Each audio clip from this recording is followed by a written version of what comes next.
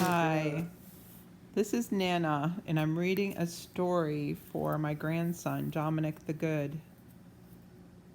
And the story is called World War II Pilots, an interactive history adventure by Michael Bergen.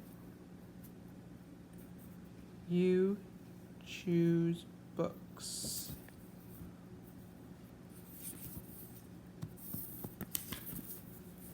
About your adventure. You are living through World War II. It's the early 1940s, and airplanes, including bombers and fighters, are playing a major role in battle. You want to join the fight. In this book, you'll explore how the choices people made meant the difference between life and death. The events you'll experience happened to real people. Chapter 1 sets the scene, then you choose which path to read. Follow the directions at the bottom of each page. The choices you make will change your outcome. After you finish your path, go back and read the others for new perspectives and more adventures. You choose the path you take through history. Chapter 1, Warfare in the Skies. World War II started in 1939 and involves dozens of countries. The war's roots are deep, going back to the end of World War I in 1918. In World War I, the winning countries called themselves the Allies. They blamed Germany for starting the war and wanted to punish it afterward. Germany had to give up some of its land and its military. The Allies, particularly France and Great Britain, also demanded that Germany pay for the damage it caused during the war. German soldiers marched in a victory parade after the invasion of Poland. Italy, which became a partner of Germany, also wanted to spread its control. Italian leader Benito Mussolini sent troops into part of North Africa. In Asia, Japan was making a similar grab for new land. The Japanese, like the Germans and Italians, thought they had the right to rule other countries. As the war builds, you feel called to duty. You want to help defend your country, and you want to do it in the skies. You decide to become a pilot. To be a British pilot in the Royal Air Force, turn to page 13. To be an American pilot fighting in the Pacific Ocean, turn to page 41. To be a member of the Tuskegee Airmen, turn to page 73. And I think I'm going to go with the middle one. I'm going to choose For You, and I'm going to choose because Pappy was in World War II, and I believe he fought in the Pacific Ocean in the Navy, so we'll go to page 41.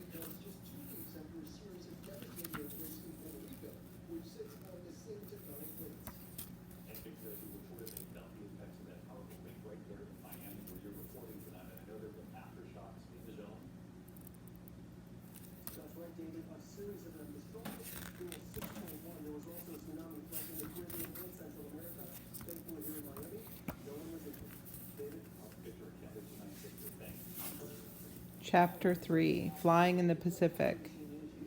You were still in high school when the Japanese bombed Pearl Harbor in 1941. You wanted to fight, but you were too young. Now it's 1944. You're done with school and ready to do your part.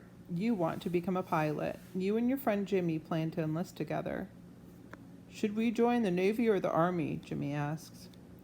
Those Navy fighter pilots have the Hellcat, you say. I'd love to fly one of those. It can do almost 400 miles per hour. You know that Navy pilots flying Hellcats have been scoring many kills against the Zero, the top Japanese fighter. But the Army Air Force has some great planes too, Jimmy says. The P-51 Mustang is even faster than the Hellcat. You could fly along to protect those big bombers that are really doing damage to Germany. Or maybe fly a bomber yourself and attack some Japanese ships. And this says, to join the Navy, go to page 43. So we'll go to page 43, which is right here. I've always wanted to go to sea, you say, and I've always wanted to fly. I think being a Navy pilot is the best bet for me. Your training starts at a naval air station. From there, the Navy sends you to a training school run by civilians to see if you can handle a small aircraft.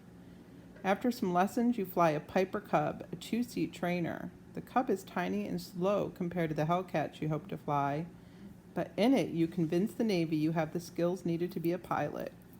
You move on to the University of Iowa, where the Navy has a pre-flight training school. Over several months, you learn how to operate a radio and navigate a plane.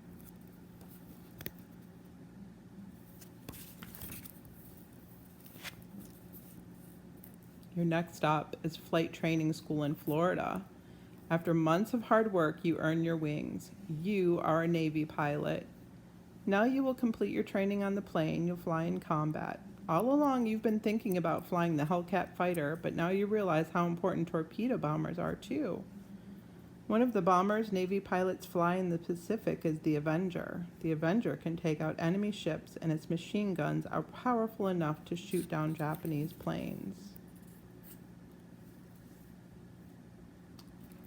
We're going to go to page 48 to fly the Hellcat fighter.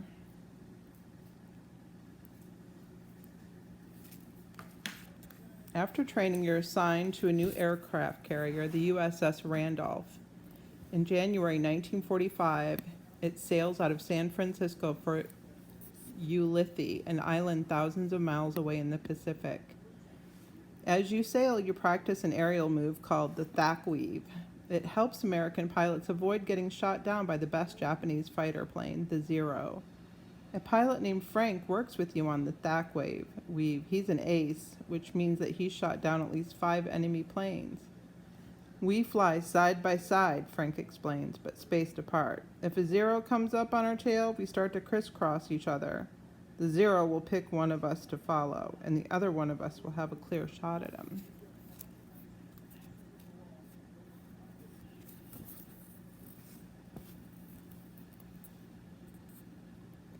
When Randolph reaches Ulithi, you receive your orders. You and other fighter pilots will fly with bombers sent to attack Japan. The Mitsubishi A6M0, a long-range fighter used by the Japanese, had a flying range of more than 1,000 miles.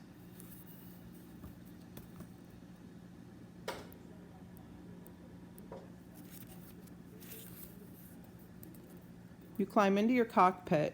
Frank walks by and leans in before getting into his plane. "You're my wingman," he says. You nod and give him the thumbs up.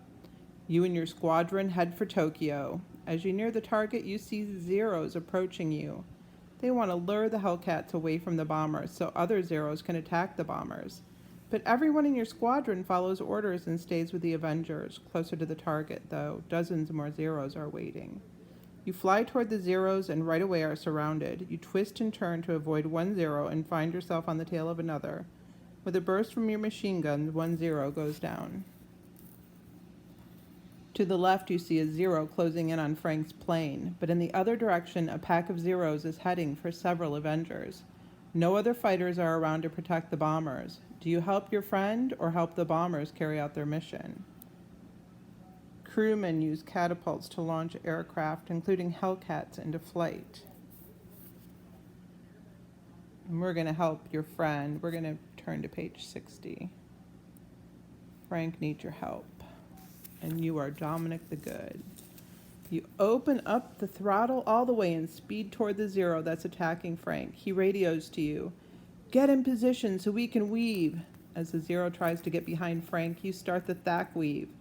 After a few crosses, you have the Zero right in front of you. You fire ahead of the plane to the spot where you expect it to be in a split second. Your bullets hit their target. The Zero bursts into flames.